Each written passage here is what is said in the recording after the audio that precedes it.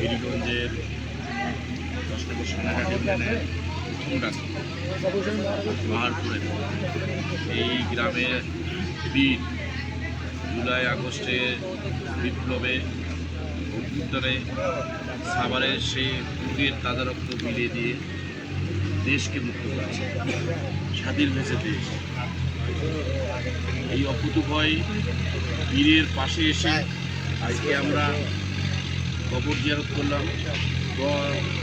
ভাইয়ের এখানে হয়েছে, কোরআন তেলাওয়াত হয়েছে, তার পরিবারের পাশে আমরা দাঁড়িয়েছি। এই বীরদের কারণেই ছাত্র জনতার যে বিপ্লব সংগঠিত হয়েছিল, ফেসিবাদের বিরুদ্ধে সংগ্রাম করার জন্য যারা জীবনকে বাজি রেখে ফেসিবাদের পতনকে যারা আলিঙ্গন করেছে, এই মৃত্যুর স্বাদ তারা গ্রহণ করেছে।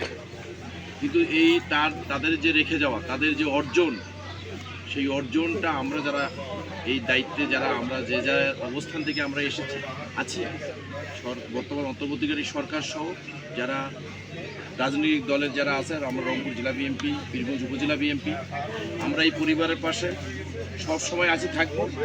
এবং আবু সাইদ, আর এক বীর যে আবু সাইদ, গত 16 তারিখেও সে শহীদ হয়েছে। বীরগঞ্জ হচ্ছে বীরের শহীদদের চরণভূমি। বিদ্রোহ, অন্যায়, অবিচারের বিরুদ্ধে রুখে দাঁড়ান মাটি হচ্ছে এই বীরগঞ্জ। এই বীরগঞ্জের মাটি থেকে আমরা যারা সংগ্রাম করেছি, আন্দোলন করেছি, যারা সংগ্রামে আন্দোলনে জুলাই বিপ্লবে যারা জীবনকে বাজি রেখে বীরগঞ্জের অকুতোভয় বীর সেনারা জীবন হারিয়েছে, আমরা যারা সংগ্রাম করি, যারা আহত হয়েছে, সবারই আমরা সমবেদনা জ্ঞাপন করছি। পাশাপাশি বীরদের বিচার নিশ্চিত হওয়ার জন্য আমরা নিশ্চিত না হওয়া পর্যন্ত আমাদের সংগ্রাম চলবে। তাদের পরিবারের পাশে আছি। তাদের পরিবারের আর্তনাদ আমাদের সারা জীবনের কান্নার মতো হয়ে গিয়েছে। তাদের পরিবারের এই শক্তিতে রূপান্তর করে ফেসিবাদের যে পতন সংগঠিত হয়েছে, অবিলম্বে বিচার সংগঠিত আমরা চাই। অন্তর্বর্তী সরকার ইতিমধ্যেই বিচার শুরু করেছে। এই সোহাগের পরিবারের প্রতি কোনো হুমকি ধামকি, যে কোনো ষড়যন্ত্র আমরা রুখে দেবো ইনশাআল্লাহ। আগামী দিনে আমাদের ঐক্যবদ্ধ বাংলাদেশ আমরা দেখতে চাই।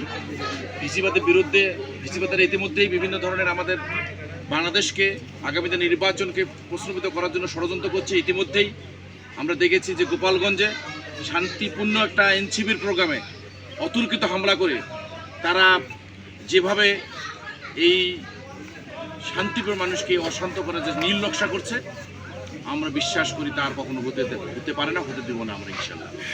পাশাপাশি বীরগঞ্জের অর্জন সারা বাংলাদেশ বীরগঞ্জের দিকে তাকিয়ে আছে, রংপুরের দিকে তাকিয়ে আছে। বীরগঞ্জ থেকেই জুলাই বিপ্লবের যে সংগ্রাম রচিত হয়েছে, এই সংগ্রাম পৃথিবী যতদিন থাকবে ততদিন এই সংগ্রামের ইতিহাস রচিত হবে। এই ইতিহাসের কালের সাক্ষী আমরা আমাদের দায়বদ্ধ থেকেই আমরা বলতে চাই, সোহাগের পরিবার, এখানে আমাদের মাহবুব খান যে চোখ হারিয়েছে, আরও আমাদের অনেক আহত হয়েছে, এবং সারা রংপুর সহ সারা বাংলাদেশে যারা শহীদ হয়েছে তাদের আমরা রুহের মাগফিরাত কামনা করছি। রংপুর জেলা বিএনপি আমাদের প্রিয় নেতা তারেক রহমানের নেতৃত্বে আমাদের নির্দেশ দিয়েছে শহীদদের পাশে থাকবো। শহীদদের স্বপ্ন বাস্তবায়নই হচ্ছে আমাদের মূল লক্ষ্য। 31 দফা কর্মসূচি যা দিয়েছে, যে দফা দিয়েছে, এর মধ্যেই আমরা ন্যায় বিচার পাবো ইনশাল্লাহ। ন্যায় বিচার নিশ্চিত হবেই, ফাঁসি কার্যকর হবেই ইনশাল্লাহ। আমরা এই প্রত্যাশা রেখে আজকের এই শহীদ পরিবারের পাশে থেকে আমরা চাই গোটা সকল মানুষ এই শহীদদের পাশে থাকবেন, শহীদদের প্রতি শ্রদ্ধা অবিরাম থাকবে। আমরা আসুন, আমরা একটি ঐক্যবদ্ধ সুন্দর বীরগঞ্জ বিনির্মাণ করতে চাই, গণতান্ত্রিক বাংলাদেশ বিনির্মাণ করতে চাই। যারা যেভাবে ফেসিবাদেরকে প্রশ্রয় বা ফেসিবাদকে পেট্রোনাইজ করতে চায়, তারা ভুল পথে যাবেন। ফেসিবাদ দ্বারা কখনো কারো লোভ না। গণতন্ত্র কোনো প্রতিষ্ঠান যখনই হবে তখন ফেসিবাদ দেশ থেকে বিদায় করবে ইনশাআল্লাহ।